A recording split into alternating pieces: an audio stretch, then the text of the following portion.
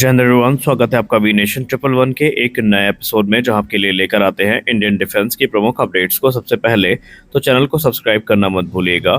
आज के अपने अपडेट में हम बात करने वाले हैं पहले SU-57 के बारे में। हाल ही में आप सबने देखा कि अमेरिका की तरफ से जो F-35 लाइटनिंग 2 का प्रस्ताव है, ये भारत के सामने रखा गया। यहाँ पर अमेरिका स्पष्ट कर चुका है कि जून में जो आधिकारिक प्रस्ताव है भारत के सामने दिया जाएगा। ये सब हम सब जानते हैं अच्छे से भली भांति कि F-35 दुनिया के मौजूदा सबसे advance fifth generation fighter aircraft में से एक है और निसंदेह भारत के लिए ये एक बेहतरीन चॉइस है। लेकिन आप ये भी जानते हैं कि अमेरिका के ये फाइटर एयरक्राफ्ट काफ़ी रिस्ट्रिक्शंस के साथ आते हैं और अमेरिका हमें कितनी स्वतंत्रता देगा, पूरा मामला इस बात पर डिपेंड करेगा। अमेरिका ने यूं तो अब अपने तेवर ढीले करने शुरू किए हैं, जहां पर अमेरिका ने कहा कि जैसे ही हमने स्वतंत्रता इसराइल को दी है, जहां पर वो अपने सिस्टम्स को इंटीग्रेट कर पा रहे हैं, लेकिन लिमिटेड स्केल पे ही, वैसे ही स्वतंत्रता भारत को दी जा सकती है। यानी अदर टाइप का जो अपग्रेड है ये भारत कर पाएगा। लेकिन भारत की जो रिक्वायरमेंट है वो इतने से संतुष्ट नहीं होने वाली है। भारत ने कहा कि हमें अपने जो इंडिजिनस रेडार सिस्टम है, इंडिजिनस वेपन सिस्टम है, ये सब इंटीग्रेट करने हैं। और आप सबको भली भांति पता है कि अमेरिका इतनी बड़ी मंजूरी शायद ही दे। लेकिन आप ये भी अच्छे से जानते हैं कि अमेरिका का ऑफर आया हो और रूस की तरफ से उसका कोई काउंटर ऑफर ना आए, ऐसा कैसे हो सकता है? और इस बार भी वैसा ही हुआ है। एक तरफ जब अमेरिका F-35 लाइटनिंग 2 के आधिकारिक प्रस्ताव की तैयारी कर रहा है, जहां पर नए क्लॉजेस को ऐड किया गया है, तो वहीं रूस ने स्पष्ट शब्दों में कह दिया है कि अब वो भारत को जो SU-57 ऑफर कर रहे हैं, ये सुपर 30 कॉन्फ़िगरेशन में किए जाएंगे। अब ये सुपर 30 कॉन्फ़िगरेशन क्या है, आइए इस पे बात कर लेते हैं। देखिए, सुपर 30 कॉन्फ़िगरेशन का सीधा मतलब ये है कि जिस प्रकार भारत सुखोई 30 MKI को सुपर सुखोई स्टैंडर्ड में अपग्रेड कर रहा है, जिसके अंतर्गत अपना इंडिजिनस गैलियम नाइट्राइड बेस्ड एसा रडार हो गया, इलेक्ट्रॉनिक वॉरफेयर स्वीट हो गए, नया मॉडर्नाइज कॉकपिट हो गया, इसके अलावा जो एडवांस वेपनरी है वो हो गई।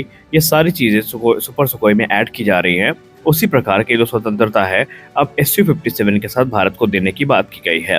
रूस ने कहा कि सुपर 30 के तर्ज पर ही जो सुपर 30 कॉन्फ़िगरेशन है वो भारत SU-57 में भी अप्लाई कर सकता है, जिसके अंतर्गत भारत अपने SU-57 फाइटर जेट्स में स्वदेश निर्मित गैलियम नाइट्राइड बेस्ड एसा रडार, इलेक्ट्रॉनिक वॉरफेयर स्वीट और जो इंडिजिनस मिशन कंप्यूटर है, इसको भी इंटीग्रेट कर सकता है, जिससे कि SU-57 की कॉम्बैट परफॉर्मेंस कई गुना ज़्यादा बढ़ जाएगी।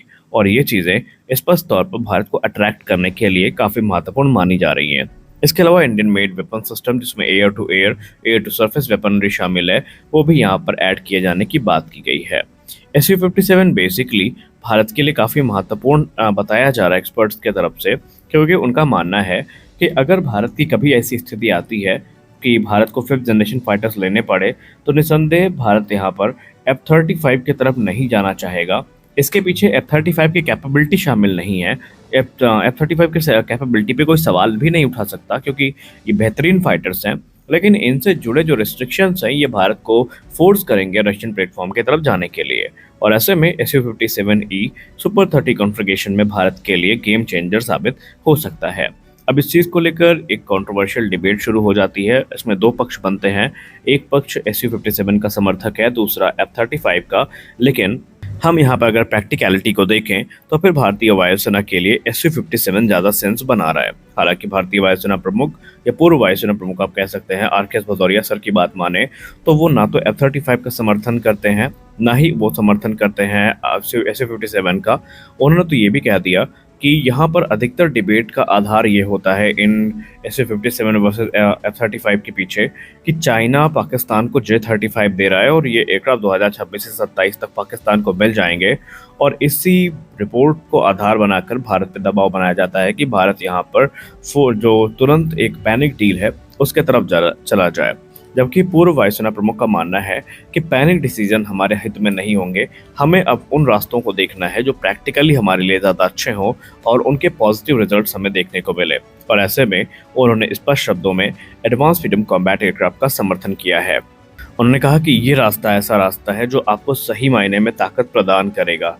लेकिन हम लोग अच्छे से जानते हैं प्रैक्टिकली कि एडवांस फ्रीडम कॉम्बैट एयरक्राफ्ट का रास्ता इतना आसान नहीं है, क्योंकि इसमें तकरीबन 2035 तक का वेट करना पड़ सकता है। अब वापस आते हैं रूस के प्रस्ताव के ऊपर।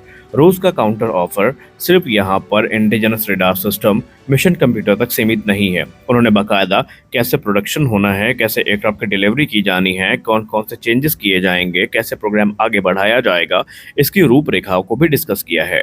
रूस ने कहा कि SU-57 भारत के लिए आदर्श ऑप्शन इसलिए भी हो जाता है क्योंकि ऑलरेडी भारत रशियन प्लेटफॉर्म से पूरी तरीके से परिचित है और हमने जो ऑफर किए हैं ये भारत के हित में है।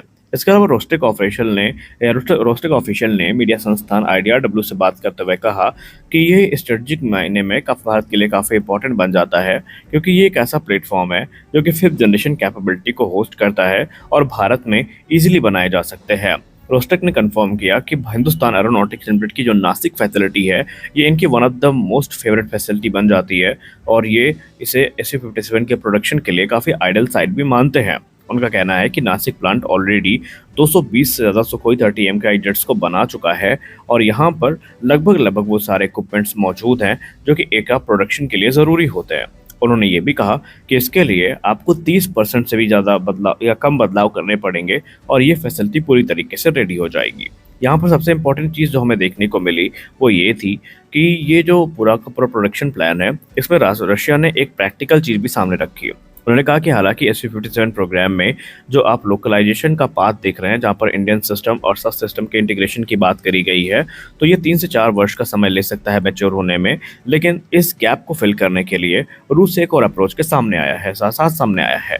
रूस ने कहा कि हम 20 से 30 जो बने बनाए SU-57 जेट हैं जिनका निर्माण रशिया में किया जाएगा वो भारत को डिलीवर करेंगे और जब तक भारत के इंडियन मेड SU-57 तैयार नहीं हो जाते भारतीय वायुसेना कैपेबिलिटी गैप से नहीं जूझेगी। यानी उन्होंने बाकायदा जो टाइमलाइन है उसको शॉर्ट करने के लिए और इंडियन एयरफोर्स को जल्दी से जल्दी एयरक्राफ्ट देने की जो रूपरेखा है उसको भी बना रखी है और इसीलिए उनका मानना है कि SU-57 फिलहाल भारत को कंसीडर करना चाहिए।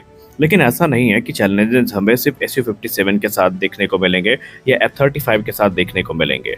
F-35 और SU-57 की डिबेट में अब ये हम वायुसेना पर छोड़ते हैं कि वो किसको सिलेक्ट करेंगे, लेकिन एक चैलेंज जो कि SU-57 डील में हमें सामना करना पड़ सकता है और उसको हम इग्नोर नहीं कर सकते वो ये है कि सबसे बड़ी बात तो ये है कि पेमेंट कैसे होगी।